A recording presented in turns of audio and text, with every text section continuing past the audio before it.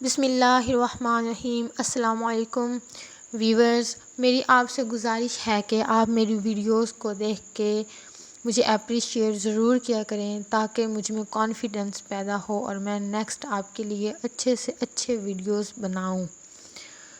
جی، آج ہم اپنی اسلامک سٹوری کا آغاز کرتے ہیں۔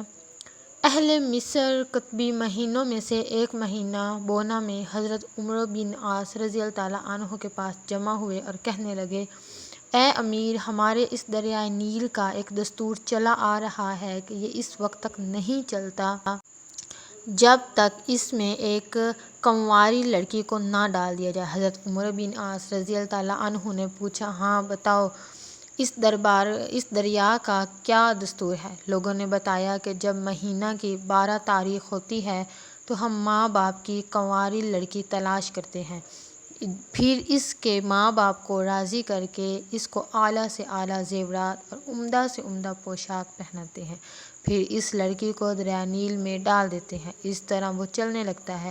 یہ سن کر حضرت عمرو بن عاص رضی اللہ تعالیٰ عنہ کے چہرہ پر غصہ کے آثار نمایاں ہو گئے اور فرمایا، یہ طریقہ اسلام میں نہیں ہوگا۔ اسلام ماقبل کے تمام رائج شدہ طریقوں کو مٹاتا ہے۔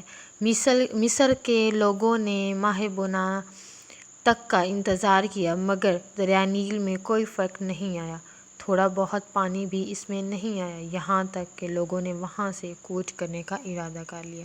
چنانچہ حضرت عمرو بن عاص رضی اللہ تعالیٰ عنہ نے حضرت عمر بن خطاب رضی اللہ تعالیٰ عنہ کو اس کے متعلق خط لکھا تو حضرت عمر رضی اللہ تعالیٰ عنہ نے جواب میں لکھا کہ تم نے صحیح کہا، اسلام ماقبل کے تمام طریقوں کو ختم کرتا ہے۔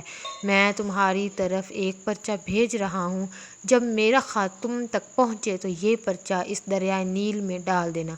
جب وہ خط حضرت عمر بن عاص کے پاس آ پہنچا تو آپ نے وہ پرچہ کھولا تو اس میں لکھا تھا، امیر المؤمنین عمر رضی اللہ تعالیٰ عنہ بندہ خدا کی طرف سے دریائے نیل کے نام حمد و صلوات کے بعد اگر تو اپنی طرف سے چلتا ہے تو نہ چل، اور اگر واحد خدا کی ذات تجھے چلاتی ہے تو ہم اللہ واحد سے درخواست کرتے ہیں کہ وہ تجھے چلا دے۔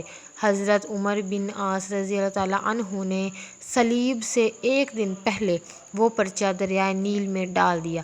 اہل مصر تو وہاں سے کوچ کرنے کی تیاری کر چکے تھے۔ صلیب کے دن صبح کو دیکھا تو معلوم ہوا اللہ تعالیٰ نے اس کو 16 ہاتھ کی مقدار جاری کر دیا ہے۔ اس سال سے یہ بری رسم ختم ہوئی۔